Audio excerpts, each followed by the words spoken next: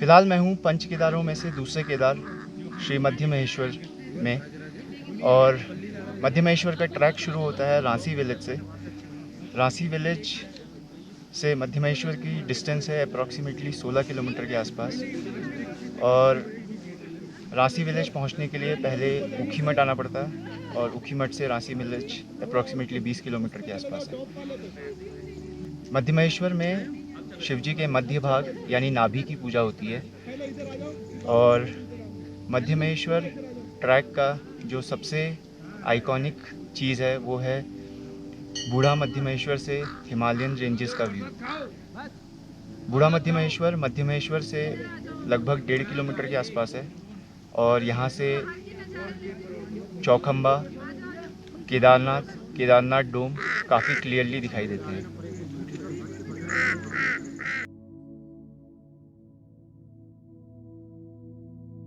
श्री मध्य महेश्वर मंदिर पहुंचने के लिए पहले ऊखीमठ आना पड़ता है। ऊखीमठ से एक डाइवर्जन रांसी विलेज की तरफ चला जाता है। रांसी विलेज ऊखीमठ से अप्रॉक्सीमेटली 25 किलोमीटर है। रांसी विलेज से एक 16 किलोमीटर का ट्रैक करके मध्य महेश्वर मंदिर पहुंचा जाता है।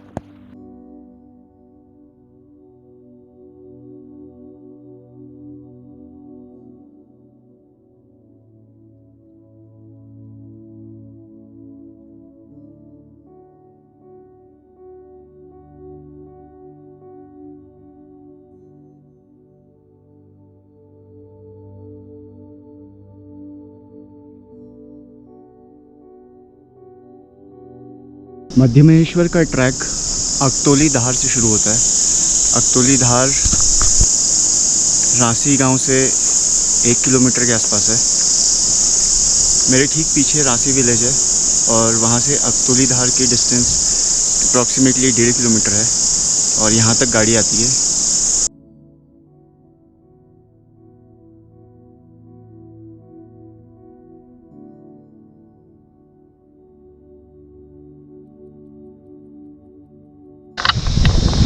अकतौली धार से लगभग 5 किलोमीटर की दूरी पर है गोंडार विलेज। मेरे पीछे जो नदी बह रही है वो मधुगंगा है और ये मधुगंगा का संगम होता है गोंडार विलेज में। अकतौली धार से गोंडार विलेज का रास्ता आसान है। इसमें सिर्फ एक सीधी पगडंडी पर चलना पड़ता है।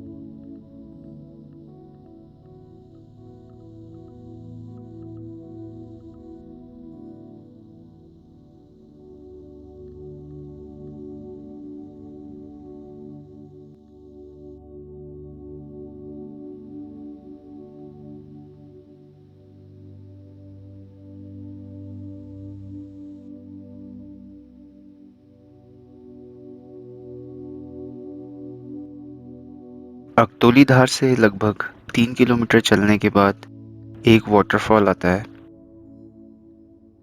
और ये वाटरफॉल श्री मध्य महेश्वर ट्रैक का एक आइकॉनिक पार्ट है।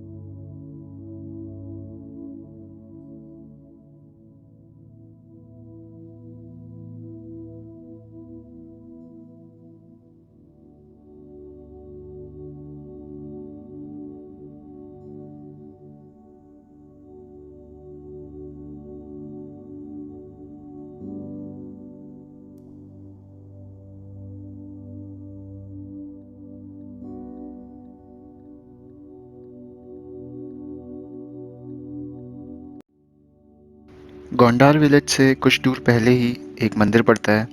इस मंदिर को देवी धार कहते हैं और इस मंदिर से गोंडार विलेज तक की ट्रेल दिखाई देती है।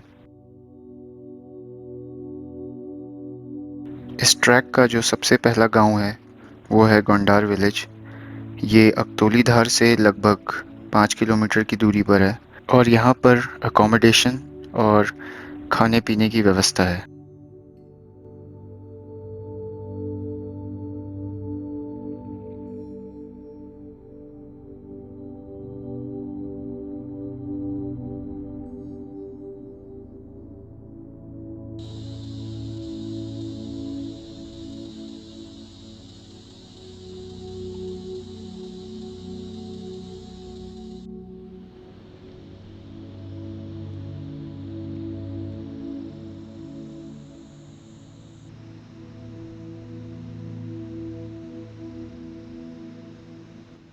गोंडार विलेज से कुछ 500 मीटर आगे चलने पर ही मोरखंडा नदी और मधुगंगा का संगम देखने को मिलता है और यहाँ से इस नदी को मधुगंगा के नाम से जाना जाता है।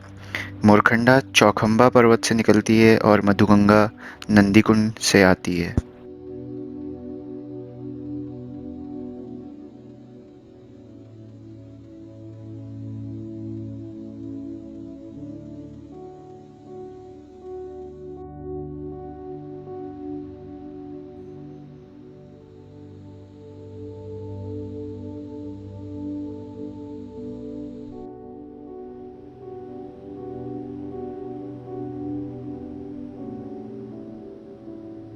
मोरखंडा नदी के ऊपर बने हुए पुल को क्रॉस करने के बाद हम पहुंचते हैं बंतोली। बंतोली लोअर बंतोली और अपर बंतोली में डिवाइडेड है।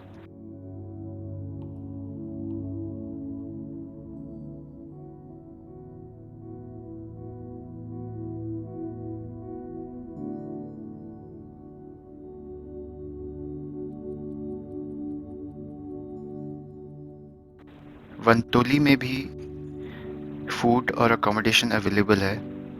वंतोली के बाद इस ट्रैक के बचे हुए 9 किलोमीटर सिर्फ खड़ी चढ़ाई है और इस 9 किलोमीटर को पूरा करने में लगभग 5 से 6 घंटे लग जाते हैं।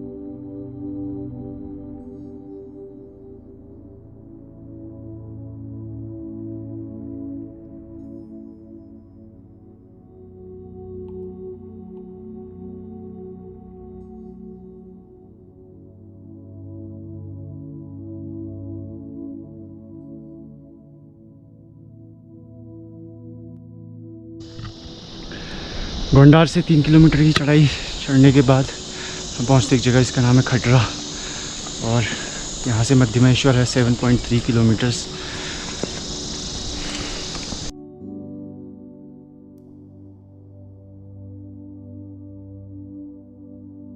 खडरा में एक फॉरेस्ट चेक पोस्ट भी है जहाँ पर एंट्री होती है। मध्यमेश्वर जाने के लिए तो कोई एंट्री फ़ी नहीं है, पर अगर पांडव सेरा या नंदीकुंड ट्रैक के लिए जाना है तो उसके लिए एंट्री फ़ी देनी होती है। इस ट्रैक को करने का बेस्ट टाइम इंडिविजुअल के इंटरेस्ट पे डिपेंड करता है। अगर वैरायटी ऑफ फ्लावर्स देखने हैं तो अगस्त बेस्ट टाइम, और अगर हिमालयन पीक्स जो कि बूढ़ा मध्य महेश्वर से दिखती हैं उसके लिए सितंबर और अक्टूबर बेस्ट टाइम।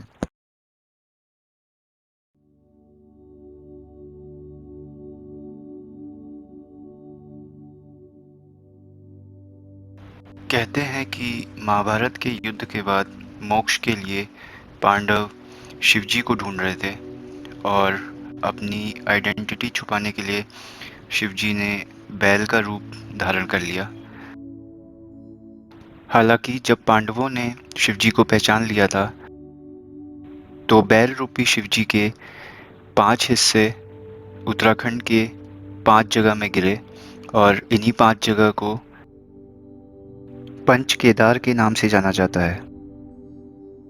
इन्हीं में से मध्य महेश्वर ऐसी जगह है जहाँ उनके नाभि की पूजा की जाती है।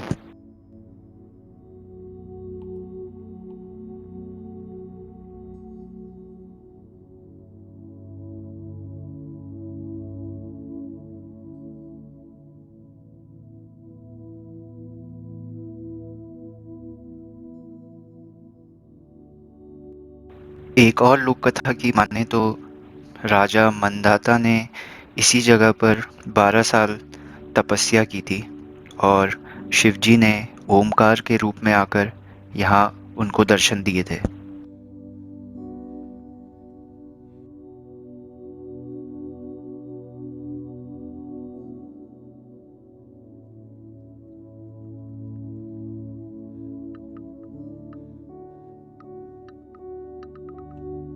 खटरा से हमने नानू क्रॉस किया जिसकी दूरी 2 किलोमीटर थी। उसके बाद नानू से 1.5 किलोमीटर दूर था मौखंबा, और फिर मौखंबा से 2 किलोमीटर आगे चलकर मिलता है खूनचट्टी। ये सब जगह क्रॉस करने के बाद मंदिर से लगभग 1.5 किलोमीटर पहले हमें अंधेरा मिलने लगा। लकीली हम लोग मंदिर पहुंचकर आरती देख सके।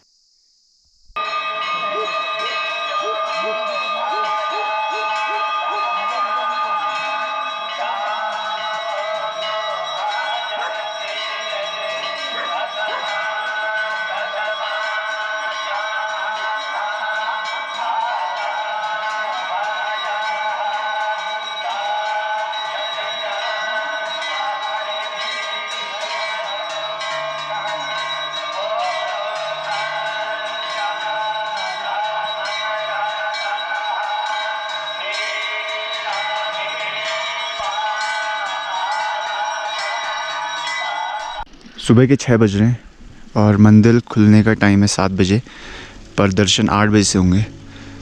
तो इसलिए अब हम बूढ़ा मध्यमेश्वर की तरफ जा रहे हैं जहाँ से चौखंबा का बहुत अच्छा व्यू आता है।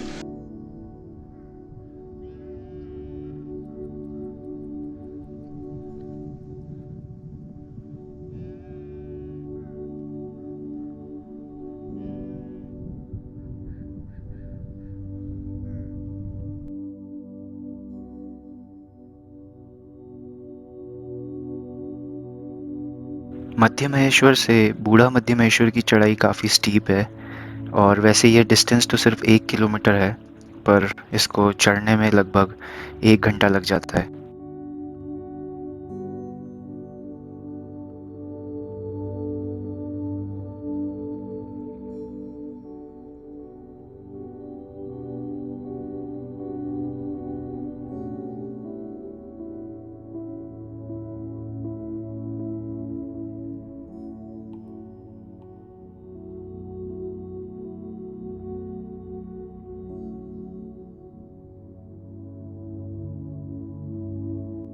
बूढ़ा मध्य महेश्वर से काफ़ी सुंदर सनराइज़ दिखाई देता है, और इस जगह से चौखंबा, केदारनाथ, केदारनाथ डोम भी दिखाई देते हैं। लगभग 1.5 घंटा यहाँ स्पेंड करने के बाद हम लोग मंदिर की तरफ निकल गए सुबह की आरती देखने के लिए।